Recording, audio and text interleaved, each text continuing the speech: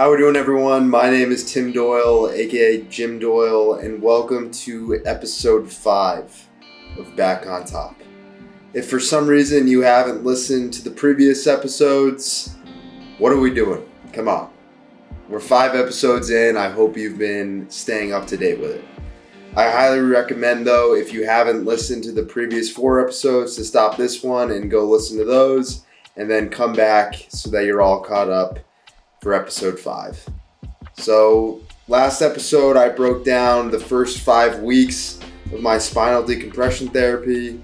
So let's pick up right where we left off. At this point, it's the second week in February of 2021, and my 6th week of spinal decompression has just started. Just to reiterate, my spinal decompression doctor at the beginning programmed me for 40 sessions. I'd been going 4 times a week, so at this point, 5 weeks in, I'm halfway done with my sessions. In other words, halfway done with my sessions, and physically, no real progress has been made thus far. And at this point, I'm starting to think to myself and ask myself questions like, have I made improvements? Do things feel a little better or easier to do? But I realized that if I needed to think about it this hard and ask myself these types of questions, I probably haven't made any real progress. It's just that I had such a belief and confidence in this new plan.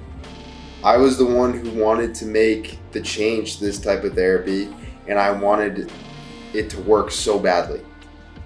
When I was halfway through my regular PT, I started to have my doubts, and now the same was happening with the spinal decompression. I just had to stay optimistic though. I still had 20 sessions to go, and a lot could change over the upcoming weeks.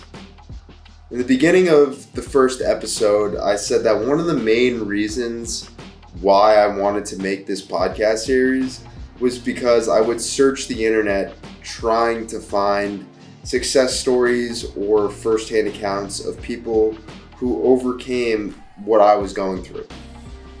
I really couldn't find anything helpful though. Nothing to really calm me down or give me the confidence that this was an issue that I could and would beat. Up to this point, I personally never knew of anyone who had struggled with what I was going through. However, this all changed in mid-February of 2021. My sister was with one of her friends, and she told her about my back problems and, more importantly, my lack of progress with everything that I was trying.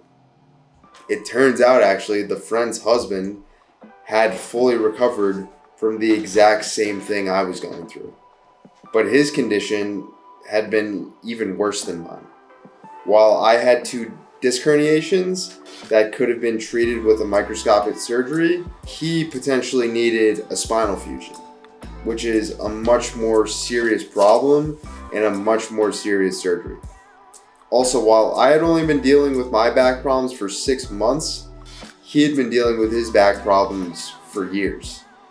He had tried so many different things: PT, acupuncture, chiropractic adjustments, massage therapy, anything that could potentially help or bring some pain relief. But none of those things worked for the long term. And he was almost at the point where he was like, you know what, maybe I should get the spinal fusion. But just like me, he decided not to have surgery. So I just mentioned that he fully recovered and was living a fully active life again. So the question that you're probably wondering is, what was it that helped him recover? He read a book. He read Healing Back Pain by Dr. John Sarno, and it helped him recover from his back problems. The book explains that physical back problems that you see on your MRI are often not the cause of your pain. It's this completely different thing called TMS, which stands for Tension Myoneural Syndrome. And right about now, you're probably thinking to yourself, what the hell is this person talking about? This guy read a book for his back problems, and his back problems really weren't even the issue in the first place? Trust me, I had the exact same reaction when I first heard this. I think my reaction was something like, what type of psycho voodoo freak got rid of his back pain by reading the book? And this guy didn't just have back pain, he was close to getting a spinal fusion. But now, what you're telling me is he didn't need to because this book explained that his back problems weren't actually the problem? I didn't believe it. And part of me still is dumbfounded by it. I will say though, it was nice to know a person now who had dealt with the things that I was going through. But at that moment, I pretty much disregarded the recovery because I just thought it was so insane. My mom was a lot more open-minded than me and believed that it might be a good idea to read the book. She thought it wouldn't hurt, could only help, and it's not like I was really changing anything like I did from switching from PT to spinal decompression. I told her I'm not wasting my time with that and you can't possibly think that this could help. I can't emphasize enough to you how ridiculous I thought all of this was when I heard about it. I just wanted to stick with the final half of my spinal decompression sessions and hopefully make improvements there.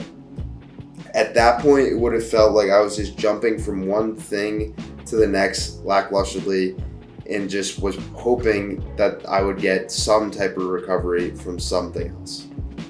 My mom did end up getting the book though. Not for me to read, but for her.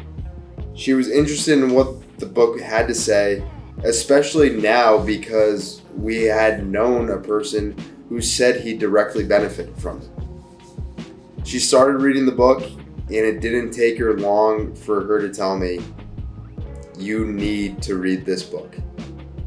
I was still hesitant, so I asked her why she thought it was so important for me to read it.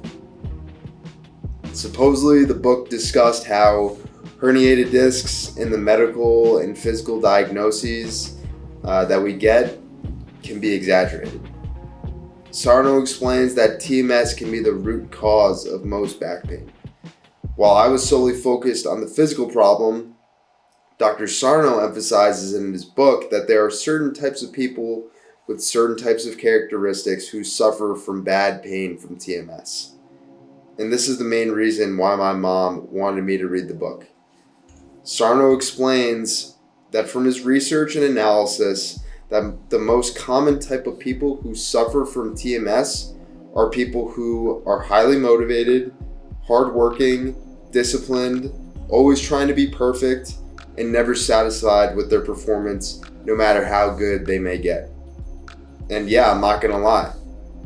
When I read his personality and psychological breakdown, it really resonated with me. Just to reiterate, I'm obsessed with fitness, track all of my nutrition and workouts to a T, and would say I'm very motivated and disciplined. With this being said though, I still was not buying what the book was selling. I was being ignorant to a certain extent, you could say, but also I just couldn't wrap my head around how it could be possible for my human makeup or personal psychology to be the cause for now 6 months of physical back pain. I just kept thinking back to my MRI results and the diagnosis that I was given. I just wasn't letting go of that. I did find the book interesting, but was ready to return to my regularly scheduled program with spinal decompression. I returned to it, and unfortunately still was not seeing much progress in any regard. At this point, it's the end of February 2021. I'm about 75% complete with the sessions, and no improvements at all. I would say at this point, I'm starting to become more interested in the TMS theory, and at least learning more about it. Not so much because I'm starting to believe it or have confidence in it, that it could help me, but more so from a feeling of just pure desperation. Massages, steroid pack, cortisone shots, physical therapy, spinal decompression, chiropractic adjustments, icing every single hour of every single day. And nothing has worked. Complete pain every single day. All the time. At this point, it was worth investing more of my time now into this new type of therapy, I guess you could say, and find out if it could actually help. And just to emphasize again, I had already exhausted so many different options that didn't work, and now it just got to the point where it was time to try something else. The first step in this new process, I knew I needed to talk with my sister's friend's husband to learn more about his experience and his recovery process. While I did think all of this was insanely crazy and improbable, I wanted to hide these feelings when I met with him because I didn't want to, offend him or judge his recovery process. With all that being said though, when I did meet to talk with him, the very first thing he told me was, listen, all the stuff I'm about to tell you is absolutely crazy and hard to believe. Sometimes I still can't even believe it. But it worked for me, and who knows, it might be able to work for you. Well, there was no need to, hide my true feelings now, and I'm glad that I was able to tell him how difficult it was for me to believe his recovery process. He was the same way though when he heard about TMS. He had been dealing with his back pain for a long time and had been referred to Dr. Sarno's book and work by someone else who had no success with traditional physical therapies, but major success when he was introduced to TMS. He explained to me, nobody's supposed to understand this right at the start. It takes time and some work on your end to accept this new form of healing. That's what it was like for me, but guess what? Now I feel like my normal self again, and he said I'm going skiing this weekend. The more we talked, the more open I became to the possibility that maybe I was dealing with TMS more so than simply just disc herniations. I wasn't fully on board, but I wasn't opposed to keep searching down this new path. The final question I had for him was, well, what's next? What do I do now? He suggested that I meet with the doctor who runs the TMS clinic in New York City. He'd be able to do a full examination on me and tell me if he believed if I was suffering from TMS or not. Alright, I'm going to leave it there for now and pick up right where we left off to start episode 6. Things are really starting to pick up now and get interesting. We're really getting right into the meat of this entire series. I'll break down my visit with the TMS doctor and the steps I took in the process after that consultation. If you have any questions or would like to reach out to me to talk about anything, you can reach me at Instagram at jim.doyle. I hope you found this episode beneficial or interesting in any way, and I will see you soon for episode 6.